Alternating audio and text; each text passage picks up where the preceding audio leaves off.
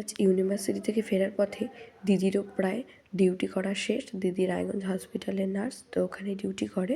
তো সেখান থেকে দিদিরও ডিউটি শেষ, তো দিদি বের হলো। তো দিদি আমাকে ফোন করে বললো যে বাড়িতে যাবে। তো আমরা দুজনে পরে একসাথে এলাম। তো দিদি বললো এতদিন পর বাড়িতে যাচ্ছি, কিছু খাওয়ার না নিলে হয়, তো কী নিবো?